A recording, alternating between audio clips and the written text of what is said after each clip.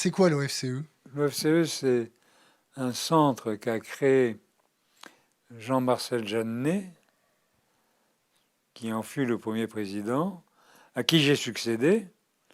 Et j'y suis resté 21 ans comme président. C'est un centre indépendant, qui est indépendant, je dois le dire, parce que je n'ai pas tellement de lieu de me réjouir de la presse, de l'état de la presse aujourd'hui, qui tient son indépendance de son impact sur les médias. Nous continuons donc cette série de tables rondes. Donc moi je suis Marc Lazare. Je vais dire quelques mots personnels, bien sûr, avant d'ouvrir cette table ronde Europe, économie et démocratie. Moi, je suis arrivé comme enseignant vacataire à Sciences Po. J'étais à l'époque à Nanterre en 1991, mais j'ai été recruté comme professeur permanent. Mais moi, je n'ai pas été recruté par Jean-Paul Fitoussi.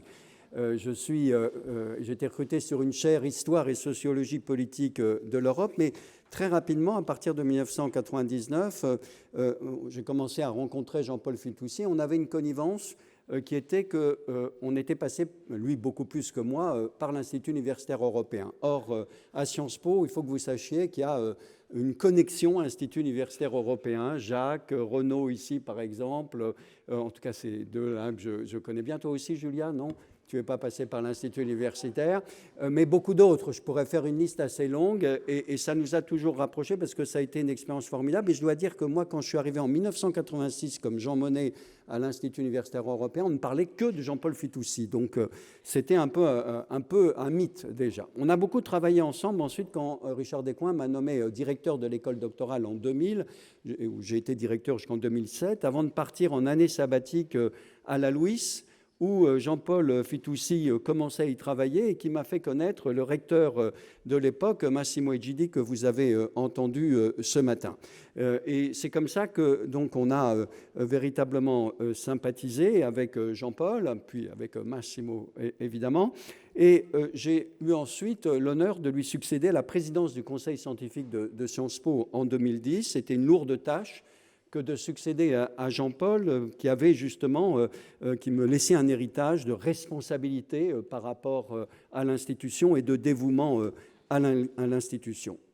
Un deuxième élément, toujours personnel à dire, je m'étais beaucoup dit depuis ce matin, mais je m'y associe totalement, c'est la grande ouverture intellectuelle, la grande curiosité intellectuelle de Jean-Paul. C'est un homme de conviction, mais qui était très, très ouvert, et notamment au dialogue entre les disciplines. Or, Sciences Po, c'est ça, c'est-à-dire que c'est effectivement le dialogue entre les disciplines, plus l'intérêt pour la politique. Ça a été dit et redit, même si ce matin, l'un des participants a rappelé que dans les dernières années, il commençait à avoir un certain scepticisme par rapport aux responsables politiques. Et puis, je crois qu'il était en conformité avec ce que nous sommes, nous à Sciences Po, mais aussi d'ailleurs à la Louis, c'est-à-dire que nous sommes des chercheurs, des enseignants, mais nous considérons que nous avons une forme de responsabilité sociale et politique au sens noble du mot, c'est-à-dire d'intervenir dans le débat public. On l'a vu et compris avec ces différentes vidéos que nous sommes en train de regarder.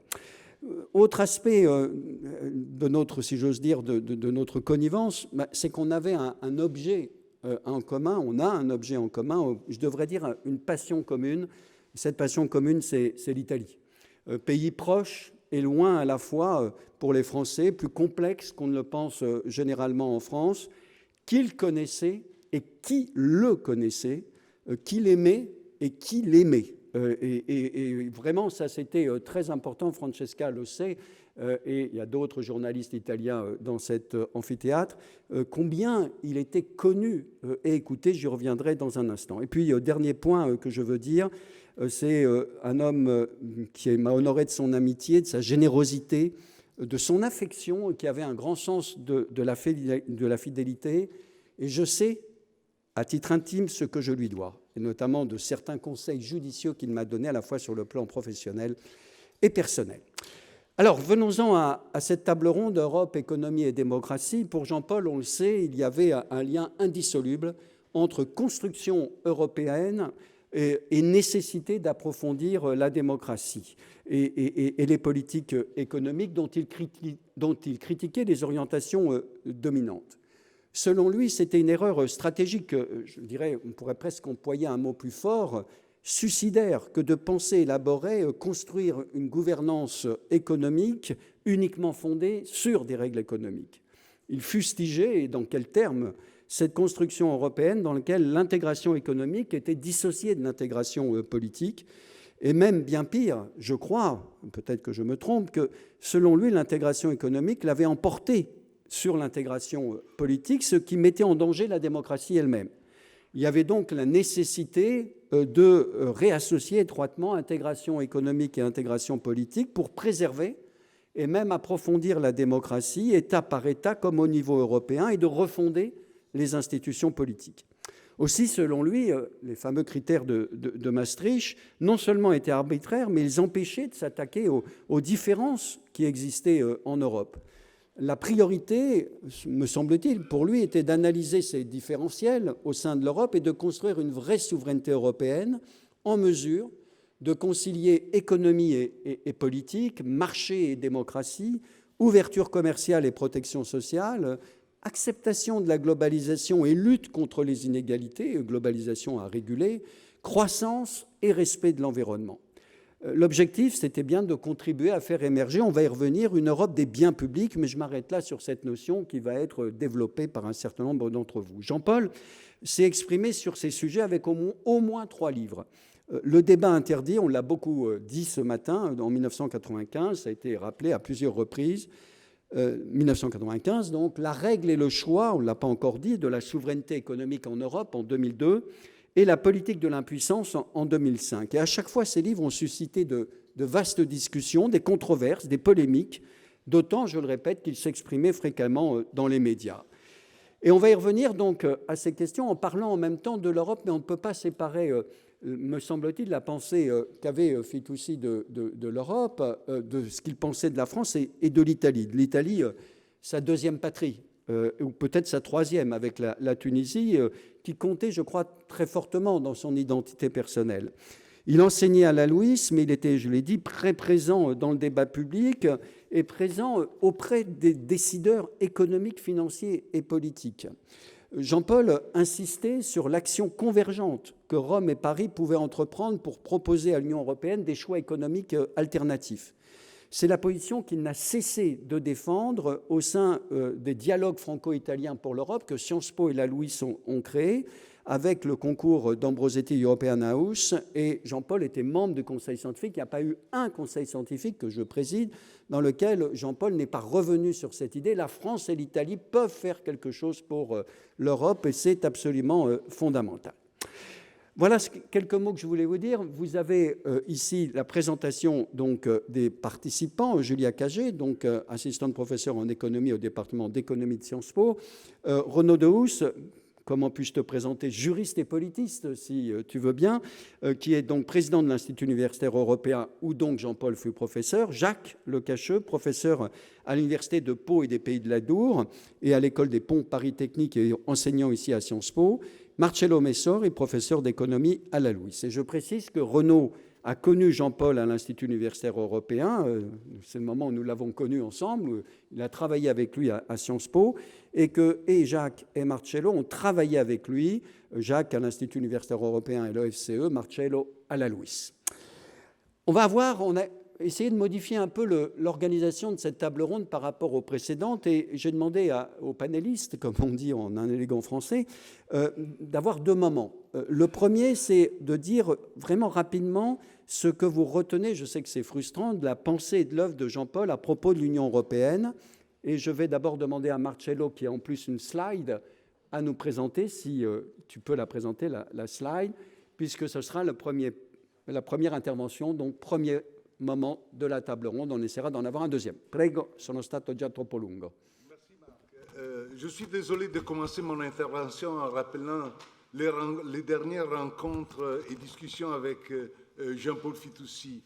En effet, quelques jours avant Pâques, Jean-Paul Fitoussi était venu à Rome pour sa période habituelle de recherche et d'enseignement à l'école d'économie politique de la Louis. Et en principe, comme toutes les années, l'idée est que Jean-Paul restait à l'école pour 2 ou 3 mois. À l'époque, la Banque centrale européenne venait de démarrer sa politique monétaire restrictive. Le Conseil de la BCE de mars avait décidé la fin du programme d'urgence pour l'achat des titres de la dette publique, avait annoncé la clôture des autres programmes monétaires non conventionnels et finalement avait signalé que à la fin de ces processus, probablement il y aurait eu des augmentations des taux directeurs. Donc il est évident qu'à l'école d'économie politique européenne de la Louis, on discutait ces décisions de la Banque centrale et Jean-Paul, en arrivant à Rome, était immédiatement, dedans cette discussion. Effectivement, Jean-Paul avait déjà analysé avec beaucoup d'inquiétude, je dois dire, le rôle crucial que la Banque centrale avait joué au cours de 2 différentes périodes, c'est-à-dire la période 2011-2012 et la longue période 2014-2019. Dans la zone euro, pendant ces 2 périodes, la politique monétaire était devenue, pour ainsi dire, le seul jeu dans la ville, the only game in town, dans le sens que la Banque centrale européenne avait joué un rôle, de placement par rapport à une politique fiscale qui était caractérisée par la procyclicité. Du point de vue de Jean-Paul, ça avait sauvé l'euro. Donc, Jean-Paul reconnaît que le rôle joué par Draghi et par la BCE avait été fondamental pour reproduire l'union monétaire. Dans le même temps, Jean-Paul soulignait que ce rôle de la politique monétaire était,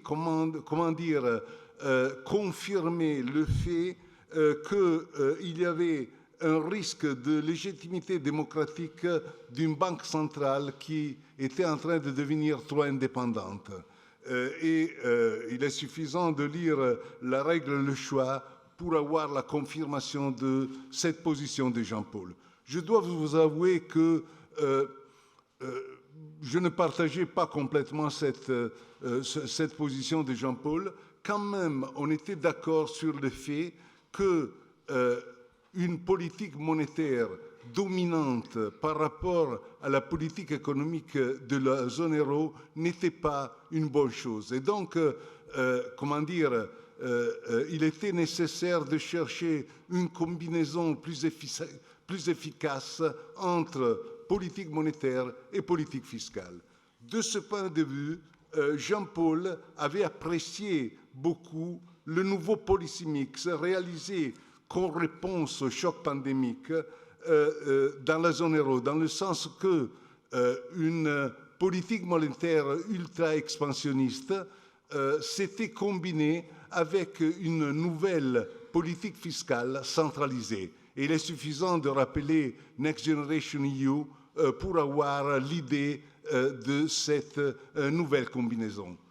Malheureusement, et je dis malheureusement parce que Jean-Paul avait raison, en avril, Jean-Paul avait déjà compris que cette méthode, cette nouvelle combinaison en termes de policy mix dans la zone euro n'était pas destinée à être reproduite comme réponse par rapport au risque d'inflation et de stagnation. Et donc, je m'arrêterai ici. Dans le deuxième tour, je chercherai à démontrer pourquoi Jean-Paul avait raison sur ce point. Merci. Merci beaucoup. Merci beaucoup, Marcello. Jacques. Merci. Oui, alors moi aussi, j'ai été recruté par Jean-Paul Fitoussi à plusieurs reprises. J'ai rencontré Jean-Paul en 78 quand j'étais étudiant en doctorat à l'Institut universitaire européen. Et après ma thèse, il m'a recruté à l'OFCE quand je suis revenu à Paris en 82. J'ai travaillé avec lui pendant plus de 30 ans. Il m'a aussi mis le pied à l'étrier pour les enseignements ici, dans cet amphi Boutmy, où j'ai pris sa succession pour le grand cours de politique économique qu'il professait ici à Sciences Po. Et voilà, donc je lui dois évidemment énormément. Et comme l'ont dit beaucoup de gens, l'une des choses que Jean-Paul Fitoussi aimait particulièrement, c'était de débattre et de discuter. J'ai passé, je pense, des milliers d'heures à discuter avec lui dans son bureau à l'OFCE, etc. De tout, pas seulement évidemment d'économie et de politique économique, mais comme l'a dit Marc aussi, il s'intéressait à tellement d'autres choses. Et donc c'est de tout ça aussi que j'aimerais qu'on se souvienne. Mais puisqu'on parle d'Europe, je voulais évidemment, on a beaucoup travaillé ensemble sur les questions européennes. On a publié un certain nombre d'ouvrages, notamment ces rapports sur l'état de l'Union européenne. Je tiens à dire que c'était un moment important parce qu'il tenait justement, en s'inspirant de ce qui se faisait aux États-Unis, de faire ces fameux rapports sur l'état de l'Union à un moment où il n'existait pas encore. Depuis, la Commission s'en est inspirée. Et la présidente de la Commission, chaque année, fait un discours sur l'état de l'Union. Mais de ce point de vue-là, Jean-Paul a été précurseur. On les a publiés en français, puis en anglais. Il y en a eu un certain nombre. Et ce que je voulais dire, c'est qu'il a toujours évidemment eu des convictions, tout le monde l'a dit, des convictions très fortes en matière d'intégration européenne, et que ces convictions étaient profondément en cohérence avec sa démarche analytique en économie. C'est pas deux choses distinctes qui sont juxtaposées. C'est-à-dire que vraiment les deux sont étroitement imbriqués. C'est sa démarche analytique en économie qui, en quelque sorte, le rendait exigeant en matière de construction européenne. Ça, je crois que c'est très important. Et pourquoi ? Parce qu'au fond, on le voit bien dans tous les travaux qui ont été faits, notamment à l'OFCE dans les années 80-90, Jean-Paul Fitoussi a été un des premiers à insister sur les dangers des stratégies non coopératives au sein de l'Union européenne. C'est-à-dire l'idée que finalement, les États membres, s'il n'y a pas une autorité politique suffisante au centre, vont avoir tendance à jouer des jeux non coopératifs. Et d'ailleurs, je me souviens aussi, d'ailleurs, en 2013, en ce même amphi, quand on avait organisé une journée d'hommage à Jean-Paul Fitoussi au moment où il quittait ses fonctions ici à Sciences Po, Ned Phelps avait fait une intervention sur le thème de l'intégration européenne qui s'intitulait Undemocratic and Uneven, c'est-à-dire pas démocratique et inégalitaire, ou inégal. Et je crois que c'est bien exactement ça le cœur de la réflexion de Jean-Paul Fitoussi sur la construction européenne. Alors, on l'a rappelé, c'est cohérent avec cette idée qu'il a développée dans de nombreux ouvrages, qu'il était nécessaire d'avoir une sorte d'équilibre entre le marché et la démocratie, et que finalement, disons, les excès et les dérives du marché ne pouvaient être corrigés que s'il y avait en face un gouvernement démocratique suffisamment fort et suffisamment souverain pour corriger les inégalités, pour réguler le marché, etc. etc. Et donc, tout ça est d'une grande cohérence, je dirais. Et alors, dans les étapes de la construction européenne, moi je me souviens, j'étais à Florence, à l'Institut universitaire européen en 79, juin 79, c'est l'élection au suffrage universel du Parlement européen. C'est la première fois, Simone Veil devient présidente du Parlement européen, et c'est un grand moment, et on est là à Florence, et on observe ça avec une sorte d'enthousiasme, parce qu'on se dit, voilà, c'est le début de la construction d'une Europe véritablement démocratique. Et puis le reste, après, évidemment, les différents traités, Maastricht. Alors Maastricht, c'est intéressant parce que la position de Jean-Paul Fitoussi sur Maastricht, c'était oui à Maastricht parce qu'on va construire un instrument commun qui est l'instrument monétaire. mais avec beaucoup de réticence sur les statuts de la Banque centrale, ça a été dit, sur l'absence d'équilibre entre le pouvoir monétaire et un pouvoir budgétaire européen. Et depuis, évidemment, tout le monde a pu constater les dommages qu'avait causé ce déséquilibre. Et puis 2005, c'est quand même important aussi, c'est le projet de traité constitutionnel. Et là aussi, une position qui a sans doute été assez mal comprise par un certain nombre de gens, qui était plutôt une position d'hostilité à ce projet de traité. Pourquoi? Pour la même raison, c'est-à-dire pour la raison qu'on figeait dans le marbre ces fameuses règles de politique économique et cette absence de souveraineté économique à l'échelle européenne. Et donc, évidemment, l'idée que ça n'était pas une vraie constitution, que ça n'était pas un vrai traité constitutionnel, et que donc c'était plutôt un danger. Et ça, je crois que c'est important. Alors, juste un mot, et puis après, on reviendra là-dessus. Et évidemment, quand on regarde les travaux de Jean-Paul sur ces questions, il y en a tellement qu'il est très difficile, évidemment, d'en tirer juste quelques enseignements. Tout à l'heure, on a parlé de la hausse des taux d'intérêt, l'importance des travaux sur les taux d'intérêt qui ont été menés à l'OFCE, notamment dans les années 80, 90, etc., et qui montraient justement les dangers lorsque les taux d'intérêt réels sont très élevés, comme ça a été le cas quand même dans les années 80-90. Il faut rappeler quand même qu'on est très très loin de la situation qu'on a connue il y a quelques décennies de ce point de vue-là. Les dangers de cette préférence pour le présent, de tous les effets pervers de ces taux. Et puis je voulais juste rappeler deux choses. D'une part, dans un article que j'avais coécrit avec lui en 2007, on avait fait la proposition de créer ce qu'on avait appelé la C3ER. C3ER, c'était la communauté européenne de l'énergie et de la recherche. Et donc l'idée, c'était de s'inspirer de la CECA pour essayer de construire une institution qui s'occuperait de la transition énergétique, qui s'occuperait des marchés énergétiques, de l'approvisionnement énergétique de l'Europe, et qui en même temps développerait la recherche dans les énergies renouvelables, etc. Et je pense que ça a une très grande actualité. Dernière chose, ça a été rappelé notamment dans la tribune précédente, la novlangue. Je pense que son dernier ouvrage sur la novlangue, c'est très important. Cet ouvrage dans lequel, au fond, il dénonce le mésusage de la langue et la façon dont les débats de politique économique sont en quelque sorte détournés et tordus par l'usage systématique de certains mots qui ne désignent pas ce pourquoi ils ont été conçus, comme par exemple réforme structurelle, justement. Réforme structurelle, ce mot qui est constamment utilisé dans les débats européens pour désigner en réalité, évidemment, des politiques de flexibilisation des marchés du travail et de démantèlement de la protection sociale. Et donc, Jean-Paul, dans son dernier ouvrage, met l'accent là-dessus et met l'accent sur les effets extrêmement pervers que cette mauvaise utilisation de la langue a sur le fonctionnement de la démocratie, sur les choix qui sont faits, etc. Voilà. Merci Jacques. Alors, même question à Julia. Qu'est-ce que tu retiens, toi, de la pensée de l'œuvre, en tout cas, de Jean-Paul Fitoussi sur ces questions de l'Union européenne? Essentiellement la question de la démocratie. Je vais aussi commencer par une petite anecdote. Jacques Lecacheux a rappelé que Jean-Paul Fitoussi avait pris sa retraite officiellement de Sciences Po en 2013, où je suis arrivé en 2014. Du coup, il ne m'avait pas recruté.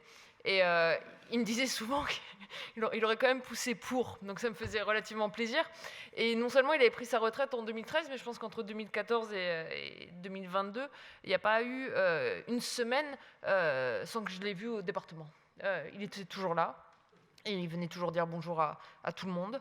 Il venait toujours discuter. Il était toujours très au fait de ce qui se passait dans le département. Pendant les premières années que j'ai passées à Sciences Po, en fait, j'avais son bureau à côté du mien. Donc il avait une façon très particulière de taper à la porte. En fait, c'était des faux bureaux. Enfin, on a mis des faux murs entre les bureaux. Donc en général, quand il arrivait, il y avait de la fumée qui rentrait sous ma porte. Parce que Jean-Paul aimait beaucoup fumer. Et donc à ce moment-là, en général, j'allais lui dire bonjour, puisque je savais qu'il était arrivé. C'était sa première particularité, en fait, c'était ce fait de vouloir être là. Il n'a jamais pris fondamentalement sa retraite, et ça se voit dans sa production intellectuelle d'ailleurs, qui a continué jusqu'au bout, puisque rappelait Philippe Martin tout à l'heure, toujours son élégance. Il était toujours très élégant, Jean-Paul, quand il venait à Sciences Po. Moi, j'avais débattu 2 fois avec lui, une fois dans le cadre des dialogues franco-italiens sur l'Europe. Marc Lazare était là également, et je me souviens très bien qu'il était arrivé, et puis il m'avait vu, et en fait, il m'avait pas reconnu, parce que je m'étais dit, bon, je vais à Rome, il faut faire un tout petit effort de tenue, un peu comme aujourd'hui. Donc, j'avais pas mis de jean ni de t-shirt. Et il m'a dit, je vous avais pas reconnu, vous n'avez pas votre sac à dos. Donc, en général, c'était l'image associée aux économistes, le fait d'avoir un sac à dos. Mais ça, vous l'auriez pas eu chez Jean-Paul, qui, au contraire, avait cette élégance intrinsèque. Sur le fond de sa pensée, déjà, il faut savoir que c'est quelque chose qui, moi, m'a alimenté très tôt, au sens où j'ai commencé à étudier l'économie au lycée. Il avait déjà écrit le débat interdit, les premières réflexions sur l'Europe, quand j'apprenais l'économie en terminale, puis ensuite en classe préparatoire. Il y avait eu déjà tout le vote, le référendum de Maastricht, il y avait le référendum de 2005 qui approchait. On avait ces débats-là sur l'austérité, sur les politiques monétaires européennes, et c'est vrai que le keynésianisme, tel qu'il était introduit de manière vulgarisée, c'est-à-dire accessible au plus grand nombre et à des étudiants en sciences sociales, c'était Jean-Paul qui avait écrit les livres. Et c'était lui qu'on lisait. Donc de ce point de vue-là, ça m'avait beaucoup apporté. Ensuite, quand j'ai lu son dernier livre, La novlangue, et je me suis replongée avant aujourd'hui dans d'autres livres, notamment son petit livre très intéressant sur le théorème de lampadaire.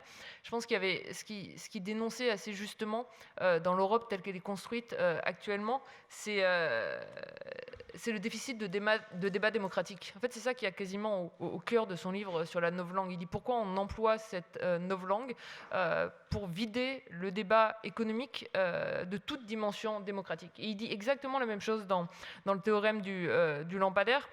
Il dit on a un problème avec l'Europe aujourd'hui, c'est qu'elle est orpheline de la politique. Pourquoi ? Parce qu'on a une défiance pour la démocratie. Et ensuite, il s'interroge, il dit pourquoi on a cette défiance de la démocratie ? Parce qu'on a peur que le suffrage universel nous conduise à une trop grande égalité.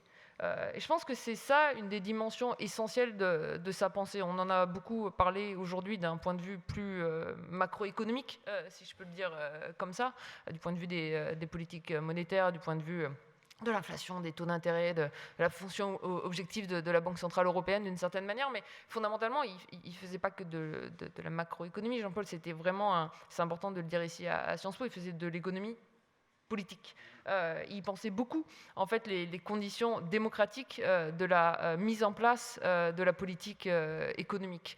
Et je pense que s'il était là aujourd'hui et qu'on avait une discussion autour de la situation politique en Italie, et en particulier de la victoire de Meloni en Italie. Et si on avait une discussion avec lui, par exemple, sur les derniers débats qui se sont tenus en Italie en amont des élections législatives, je pense qu'il aurait reproché ça, ce déficit finalement de débat démocratique. Ça m'a beaucoup frappé quand on suivait ces débats, par exemple, les arguments qui étaient souvent utilisés par l'ensemble des autres partis, mis à part l'extrême droite italienne, c'était de dire on ne peut pas voter pour Giorgia Meloni. Et en fait, c'était presque un argument qui était entièrement un argument de rejet. Il n'y avait pas un argument sur le fond de la démocratie, il n'y avait pas un argument sur le fond des limites de la construction européenne, sur le fait d'avoir une politique européenne qui soit davantage tournée vers la croissance, vers le progrès social, vers l'égalité. Et ça, en fait, il le soulignait très bien dans ses écrits. Et je pense qu'on a encore beaucoup de choses à apprendre, en fait, de toutes les leçons qu'il a posées. Et je me souvenais d'une de ses dernières tribunes au Monde, et c'est là-dessus que je voudrais finir. Il écrivait, il était plutôt positif d'ailleurs par rapport à ce qui s'est passé à la suite de la Covid, le fait qu'on ait une utilisation finalement de la Banque Centrale Européenne et de la création monétaire à des fins de relance. Il écrivait, aujourd'hui, nous luttons contre la crise. Et il finissait en disant, c'était la dernière phrase de la tribune, et je crois que c'était sa dernière tribune au Monde, il disait « Mais demain, saurons-nous à nouveau lutter pour le progrès social ?» Et je pense que c'est une des grandes questions qui nous laisse en suspens et sur laquelle on doit s'appuyer sur ces travaux pour y réfléchir. Merci.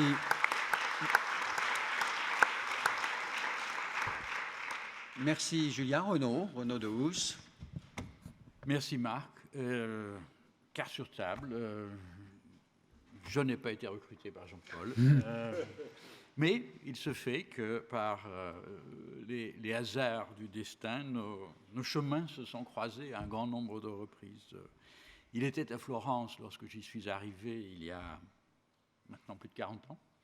Il dirigeait le département d'économie. Je l'ai retrouvé 20 ans plus tard à Sciences Po, où il présidait aux destinées de l'OFCE.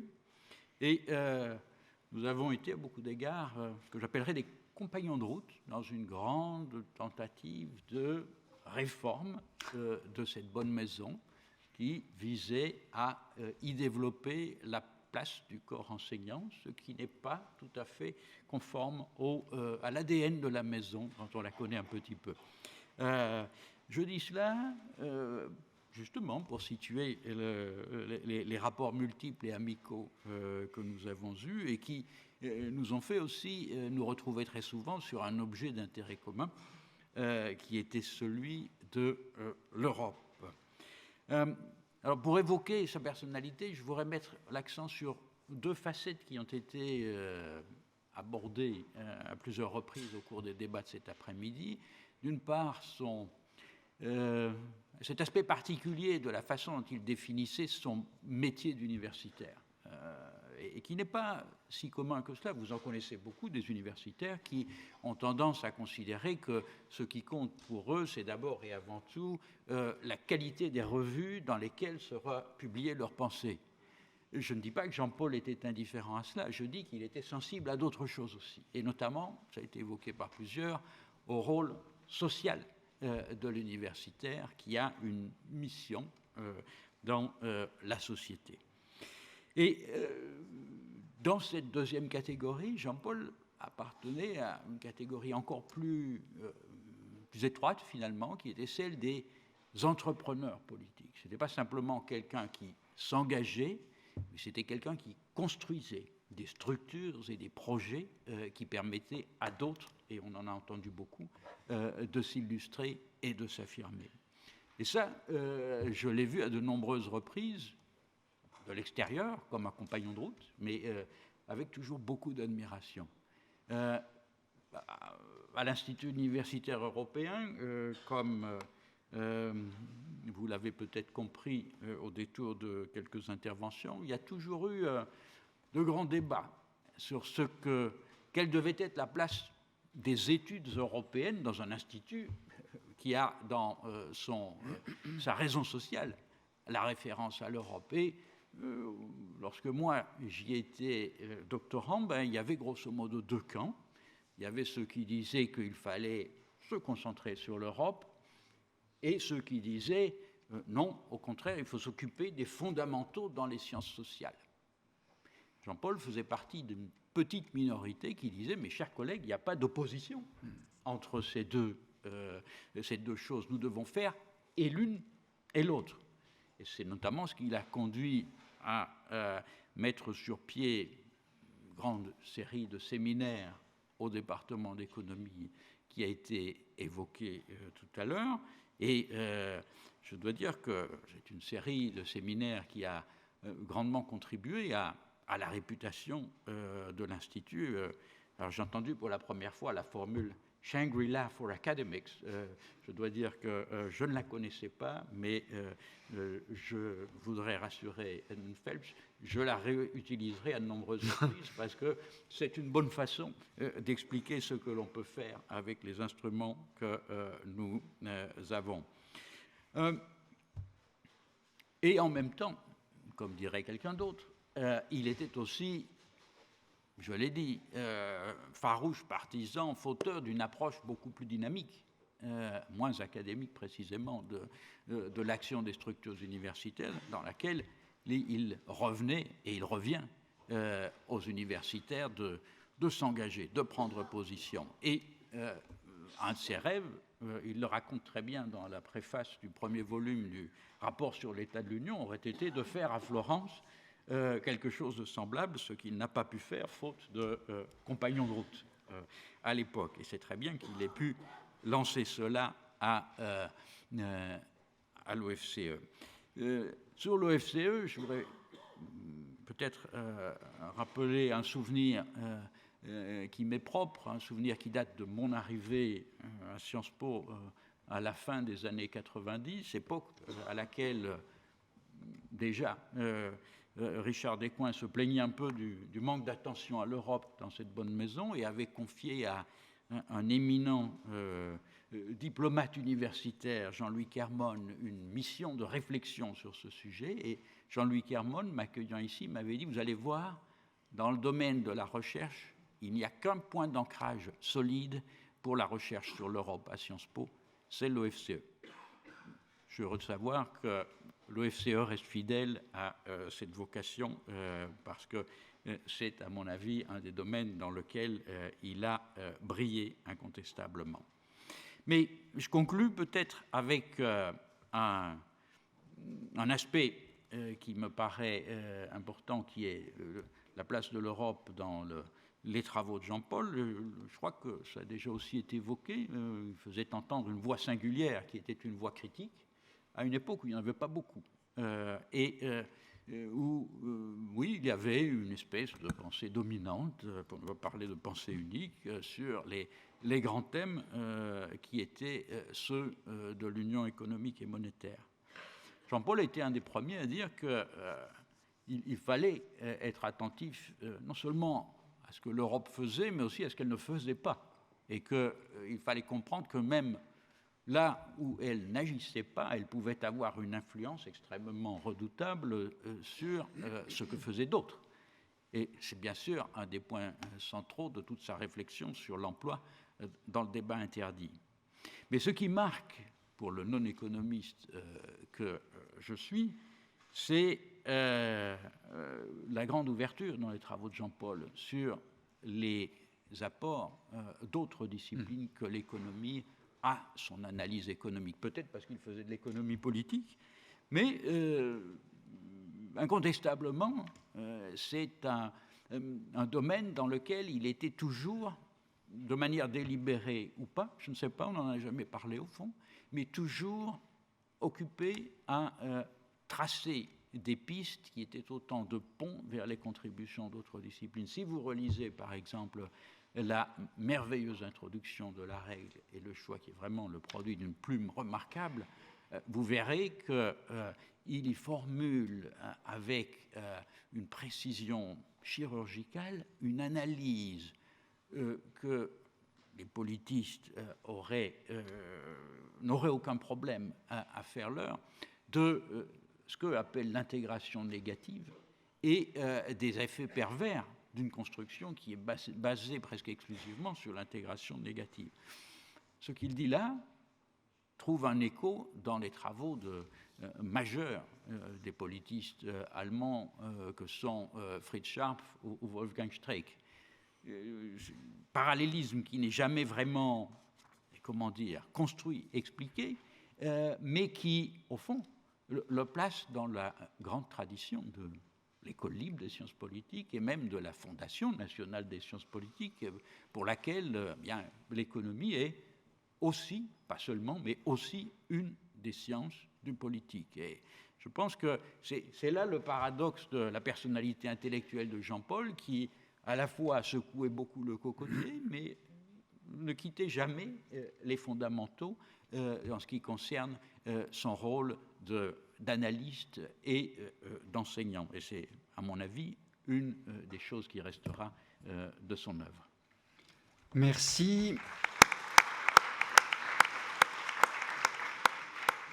Alors, je sais que la question que je vous pose, évidemment, est quelque chose d'incongru, parce que je voudrais que vous résumiez en quelques mots vos perspectives. Selon vous, quelles sont les perspectives économiques et politiques, justement, en matière de construction européenne dans la conjoncture actuelle, c'est-à-dire les inégalités se creusent, le réchauffement climatique s'aggrave, la guerre se déroule en Ukraine, la crise énergétique frappe au premier chef l'Europe et la démocratie est déstabilisée. Alors évidemment, sur un vaste sujet, il faut faire un choix pour respecter les temps, mais vous avez 5 minutes chacun et on reprend dans l'ordre. Je sais que c'est très frustrant, mais là, tout l'art de la synthèse dont vous avez montré que vous la maîtrisez parfaitement va vous permettre de développer une ou deux idées. Marcello.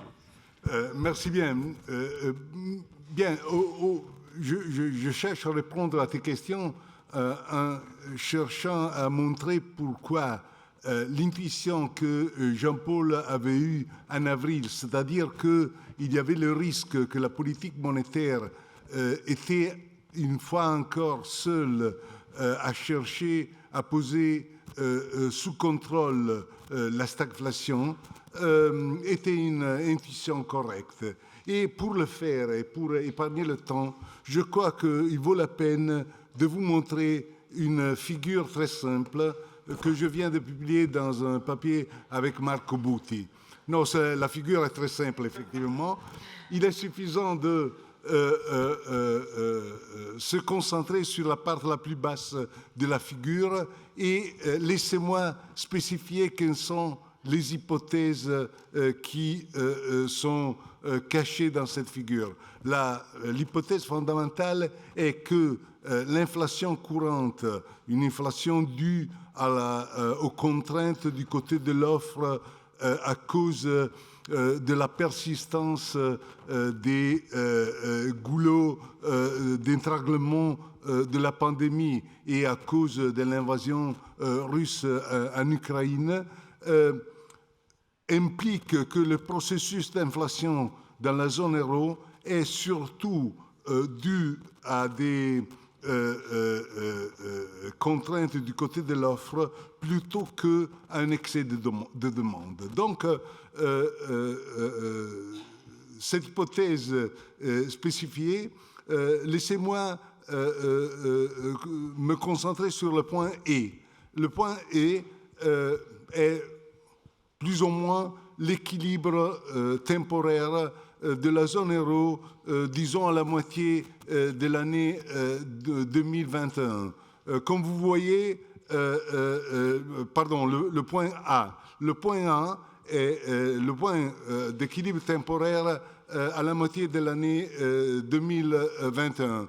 Comme vous voyez, plus ou moins, ce point implique que le taux d'inflation est plus haut que le 2%, mais pas d'une façon si importante. Et si vous vous référez à la part la plus haute de la figure, vous pouvez apprécier que le point A implique une production courante qui est plus basse que la production d'équilibre de longue période, mais la différence négative n'est pas si importante. Donc, la zone euro, au point A, les institutions européennes pouvaient soutenir la thèse que l'inflation, le taux d'inflation était encore bas et qu'il s'agissait d'un taux d'inflation temporaire. Malheureusement, à cause des contraintes de l'offre et de chocs dus à la persistance de la pandémie et à la guerre en Ukraine, on a eu un déplacement de la courbe de l'offre agrégée. Donc, on se retrouvait au point B. Et ça, c'est le déséquilibre qui caractérise la zone euro au commencement de l'année courante. Donc, si la politique monétaire est laissée seule, la seule possibilité de la politique monétaire est d'avoir un caractère restrictif, dans le sens qu'au point B, le taux d'inflation est beaucoup plus haut que le 2% et le niveau de production le niveau de production courant est beaucoup plus bas que l'équilibre de longue période. La réaction de la politique monétaire est d'avoir une tendance restrictive, donc de chercher à déplacer la courbe de la demande vers la gauche et de rejoindre le point C qui assure un taux d'inflation au 2%. Évidemment, la politique de la Banque centrale européenne n'est pas si forte, donc le résultat est de se trouver dans un point compris entre C et B. Mais ça, c'est la stagflation, c'est-à-dire un taux d'inflation plus haut que le 2% et un niveau de production qui est beaucoup plus bas que l'équilibre de longue période, que la production d'équilibre de longue période. Donc, le problème est, est-ce qu'il y a la possibilité de changer cette tendance qui est une tendance négative et que Jean-Paul avait déjà décrits dans nos discussions au commencement d'avril. Et la seule réponse possible est on doit avoir un contre-choc positif du côté de l'offre agrégée. Donc, le problème est, est-ce possible d'avoir un outil pour déplacer la courbe de l'offre vers la droite? Et la réponse est, ma réponse est une réponse qui a été partagée par Jean-Paul avec une différence importante, est on doit produire des biens communs au niveau central dans la zone euro et dans l'Union européenne, c'est-à-dire avoir une offre positive de biens publics de la zone de l'Union européenne, des biens publics européens. Le problème est qu'on doit sélectionner ces biens publics dans le sens qu'on a besoin, au moins selon cette figure, de biens qui sont en état d'augmenter l'offre plus que la demande agrégée. Et ça, il y avait une différence avec Jean-Paul. Jean-Paul disait il est impossible de dessiner ce type de biens publics parce qu'on a toujours un choc du côté de la demande et de l'offre. C'était le problème que Ned Phelps a soulevé ce matin. Mon avis, je le dis, je suis convaincu qu'il y a une possibilité, mais que c'est très difficile à réaliser et qu'on peut sélectionner ces biens publics européens capables de produire un choc positif du côté de l'offre. Mais c'est difficile de le spécifier. Si j'ai encore une minute, je voudrais tout simplement changer de sujet et rappeler que Jean-Paul a recruté en Italie aussi. Par exemple, dans mon cas, vous savez, la loi italienne de l'université est que s'il y a un déplacement avec la même position d'une université à l'autre, il est nécessaire d'avoir une compétition ouverte. Et donc, il a été le président de ma compétition quand j'ai laissé Tor Vergata pour aller à la LUISS. Merci bien. Merci. Tor Vergata étant une des universités de Rome, comme on l'a vu tout à l'heure. Jacques. Oui, alors très brièvement, d'abord, puisque on vient d'évoquer les biens publics européens, je voulais juste rappeler qu'en 2007, le sous-titre de l'un des rapports sur l'état de l'Union, c'était l'Europe des biens publics. Et donc, c'était il y a déjà un petit moment. C'est donc un des fils conducteurs, évidemment, de la pensée de Jean-Paul Fitoussi sur la question européenne. Moi, je voudrais juste rapidement revenir sur les politiques budgétaires, parce que ça, évidemment, c'est aussi quelque chose qui est une constante dans l'analyse et sur le policy mix. Et ça a été rappelé tout à l'heure, Jean-Paul Fitoussi avait salué en mars 2020, à l'été 2020 plutôt, la décision européenne de Next Generation EU de créer une dette commune et d'avoir un grand plan de relance européen en commun. Et en même temps, je pense qu'il ne se faisait pas beaucoup d'illusions sur la postérité de ce genre de décision. Il savait qu'à court moyen terme, en tout cas, il était hors de question d'aller plus loin dans la direction de ce qu'on appelait un gouvernement économique de la zone euro. Mais je crois quand même que si on regarde les évolutions, ça bouge évidemment très très doucement. Mais si vous regardez la manière dont la Commission européenne envisage la réforme des règles de politique budgétaire et ce qui devrait en principe succéder au pacte de stabilité à partir du 1er janvier 2024, il y a quelques toutes petites avancées dans la direction de ce qu'on pourrait appeler une moindre rigueur des règles et un tout petit peu plus de souplesse et donc de politique discrétionnaire, mais très peu, je dois le dire. Voilà. Merci, Julia.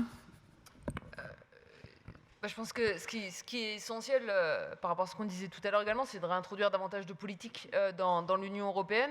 Tout à l'heure, on mentionnait la première élection européenne en 1979.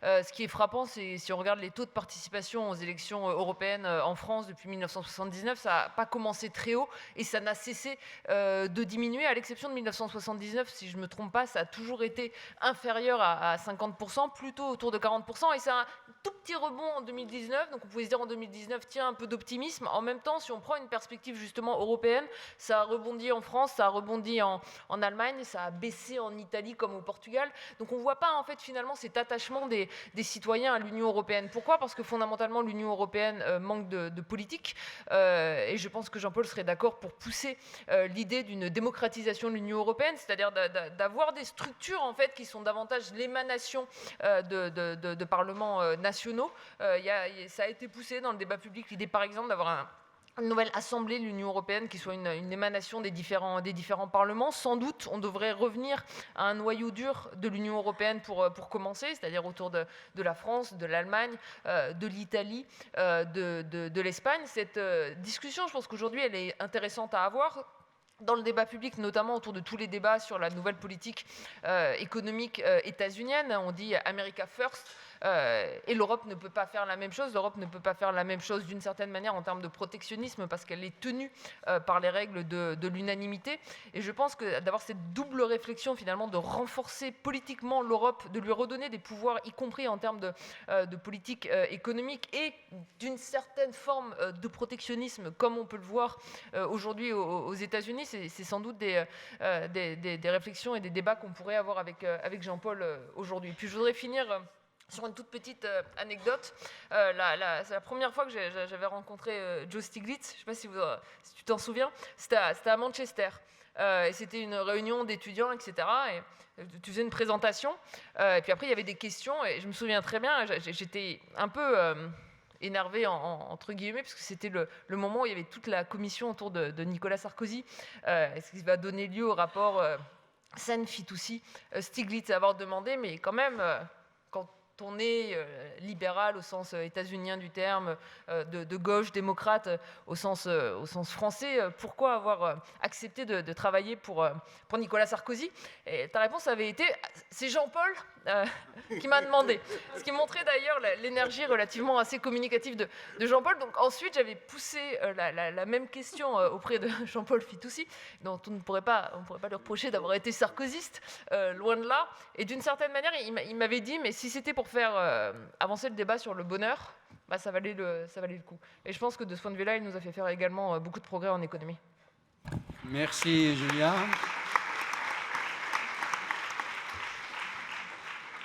Renaud sera la dernière intervention.